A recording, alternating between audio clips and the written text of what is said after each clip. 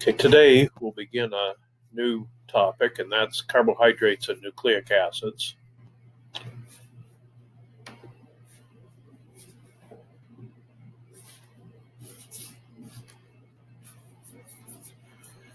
Carbohydrates are compounds that are synthesized by plants using sunlight to convert carbon dioxide and water to glucose and oxygen. Polymeric carbohydrates include starch and cellulose. Okay, we'll talk about some other polymeric carbohydrates later on. Starch is a storage unit for solar energy. This is produced by plants. Most sugars have the formula CN, the quantity H2O, subscript N. Okay, and these N values are not necessarily the same number, but the name comes from hydrates of carbon. Okay, so hydrogen and oxygen are in a 2-to-1 ratio in carbohydrates. Monosaccharides are simple sugars. They are polyhydroxyaldehydes or aldoses. Okay, what that means is you have an aldehyde group on carbon number 1, and then all of the other carbons will have an alcohol, either primary or secondary. Polyhydroxy ketones are called ketoses, and the ketone functional group is usually on carbon number 2.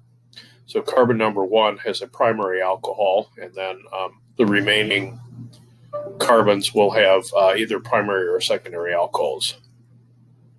Disaccharides result when two monosaccharides are bonded together, and when they're hydrolyzed, they form two monosaccharides.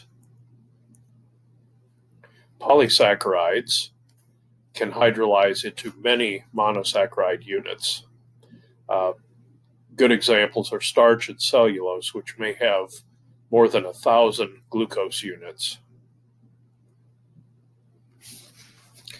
Okay, these are some monosaccharides, and we introduced the term aldose and ketose. We can also include an infix to indicate the number of carbons. Okay, so aldohexose is an aldose with 6 carbons. This is a ketohexose. Okay, notice the ketone here is on carbon number 2. An aldotetrose, tetra meaning 4, and a ketotetrose.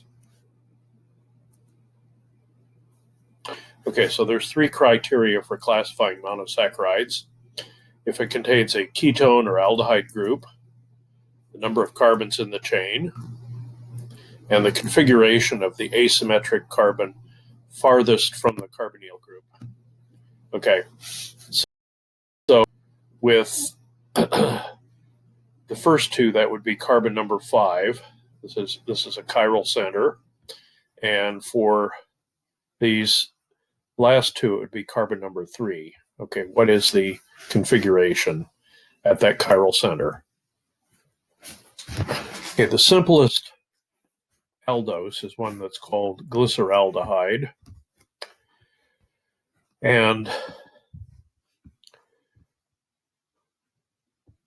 okay, this configuration rotates light, plane polarized light, in the clockwise direction or to the right. And this one is the minus glyceraldehyde. Okay, and then this is referred to as D-glyceraldehyde or plus glyceraldehyde, D meaning dextrorotatory or rotating to the right, L meaning lever rotatory, rotating to the left. Okay, so if we were to draw the Fisher projection, okay, the groups would be in the same arrangement, and the OH on this chiral center is on the right for the D. It's on the left for the L.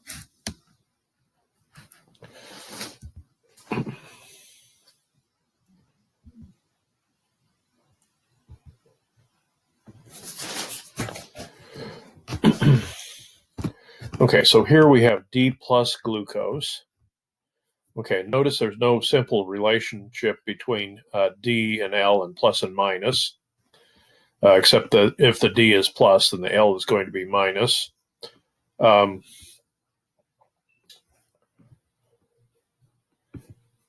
it turns out that the D glyceraldehyde was based on Emil Fischer's work back in the early 1900s. Okay, so here's D-glucose. Glucose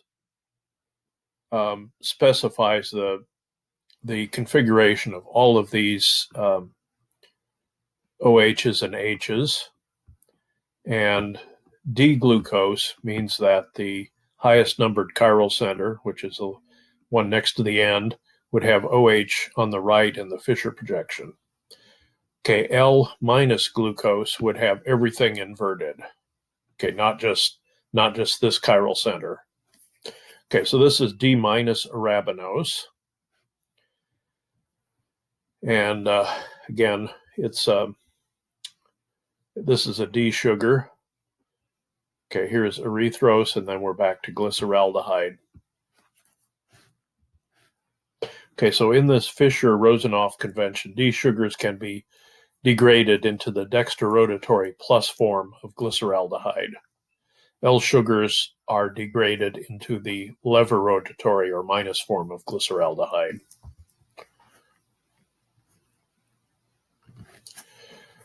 Okay, so this illustrates what I was talking about earlier. If we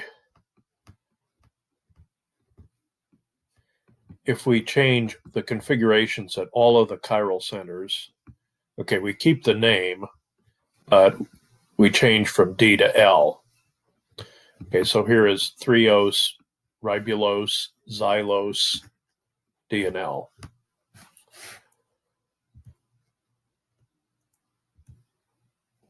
Okay, so here is the aldose family.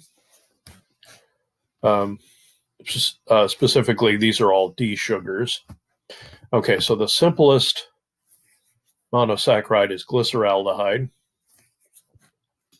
And here we have erythros and threose. And there's a mnemonic to help you remember these, and this is TOES, T-O-E-S. Threose, opposite. So the OHs are on opposite sides. Erythros, same. Okay, and then when we go to the pentoses, then we have 4 D sugars. Okay, these are ribose, arabinose, xylose, and lixose. And then we have 8 aldohexoses, D-aldohexoses. Okay, some of these are very common. Some of these are somewhat rare. For example, idose, talose, allose, these are not as common. Glucose, mannose, and galactose are very common in nature. Okay, so here we have erythros, D minus erythros and D minus threose. Erythros is an aldotetrose with the OH groups of its 2 asymmetric carbons on the same side. And then threose has the OH on the opposite side. So erythros and threose are diastereomers of each other.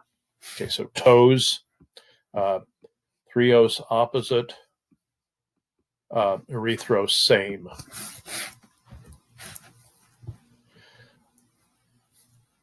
Okay, and then the prefixes erythro and threo can be applied to other types of compounds with 2 chiral centers. Okay, these of course are not carbohydrates, but okay, if we're talking about erythro 2,3-dibromopentane, then that would be this one, and this would be the 3O.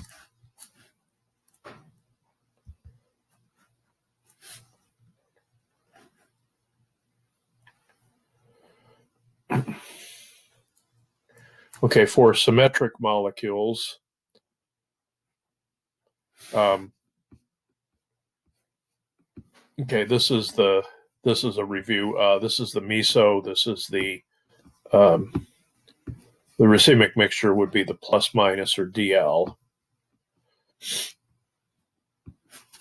Okay, and here's tartaric acid. We have the meso, and then we have the DL, or the plus minus, the racemic mixture. Okay, there are a lot of definitions in this chapter. Here is one more, and that is epimers. D-mannose and D-glucose are what we call epimers. Okay, what that means, these are diastereomers that differ only at the configuration of one chiral center. And these are related as what we call C2 epimers. So they only differ at the configuration of carbon number 2. Glucose and galactose are C4 epimers. D-erythrose and D-threose are C2 epimers. Okay, so epimers refers to a particular type of stereoisomer that differ only at the configuration of one chiral center. The carbon at which the stereochemistry differs is usually specified.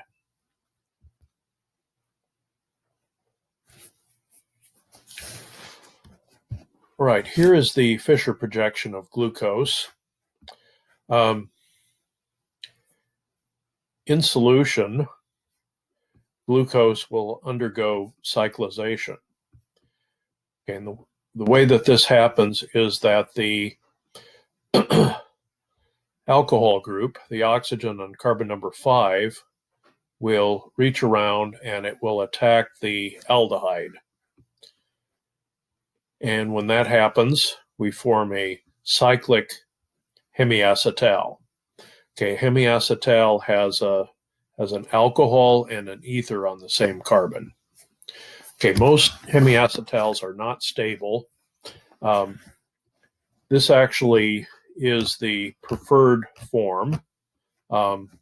It is in equilibrium. So the ring is in solution, it's continuously opening and closing. But the equilibrium actually favors the hemiacetal, okay, which is something that we said was unusual for aldehydes and ketones. So glucose exists almost entirely as its cyclic hemiacetal form. 5 or 6 membered ring hemiacetals are more stable than their open chain forms. The Hayworth projection, okay, which uses a hexagon, although it's widely used, may give the impression of the ring being flat, but of course it's not. Okay, so here is the chair conformation of glucose.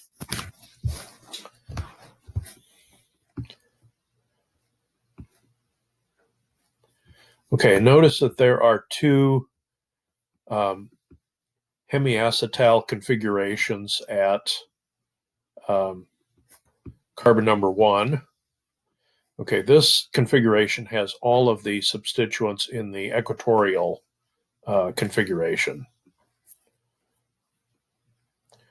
Okay, so this is exceptionally stable. The ring continuously opens and closes, and here we have the OH in the axial configuration, and all of the other substituents are equatorial. Okay, the chair conformation gives a more accurate three-dimensional representation of glucose.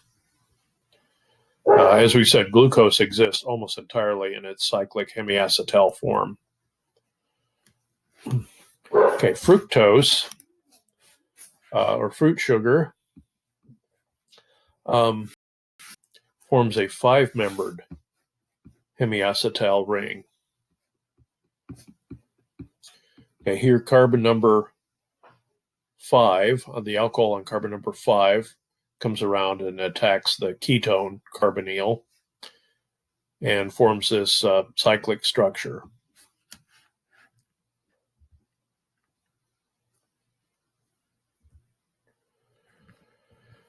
Okay, since the 5-membered rings are not puckered as much as 6-membered rings, they're usually depicted as flat structures. Okay, these two diastereomers that differ only at the hemiacetal, carbon number 1, these are referred to as anomers. And the carbon where the ring closure occurs, that's called the anomeric carbon.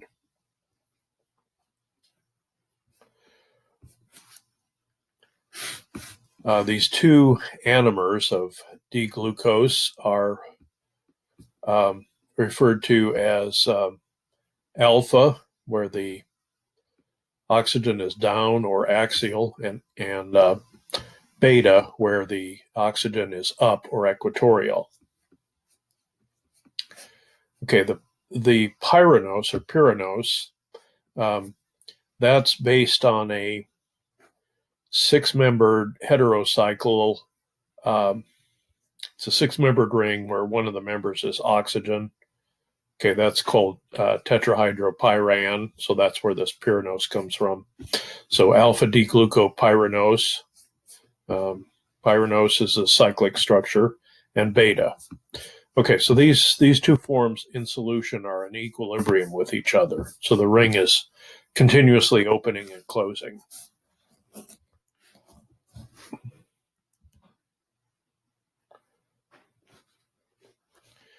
Okay, so anomers are actually a type of epimer, but they're a very specific type of epimer. And it refers to a hemiacetal, or we'll see later, it could also refer to an acetal.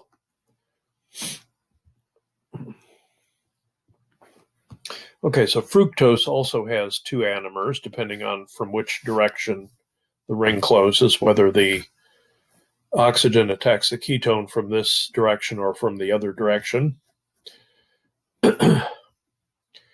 Okay, and this time, rather than carbon number 1, it's carbon number 2 that's the anomeric carbon. And the alpha will have the OH down, and the OH will be trans to the CH2OH on carbon number 5. Beta will have the OH and the CH2OH cis to each other.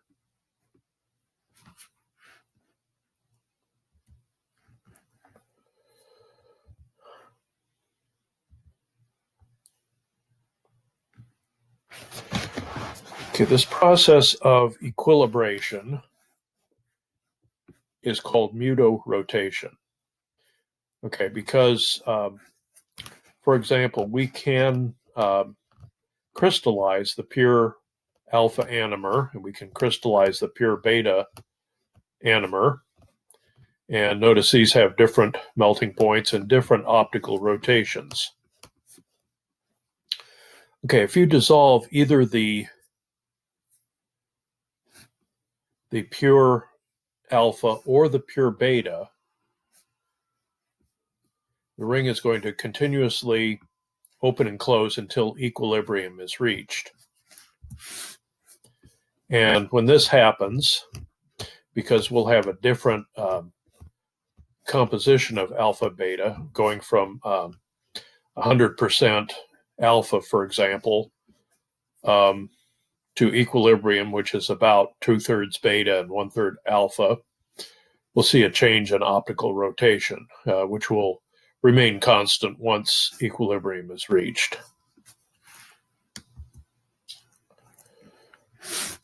Okay, and same way with the beta. Okay, if we were to dissolve the beta, okay, we would observe this optical rotation. But once equilibrium is reached, we would we would see an optical rotation of plus 52.6 degrees. Okay, we're going to look at the base catalyzed epimerization of glucose in the next lesson.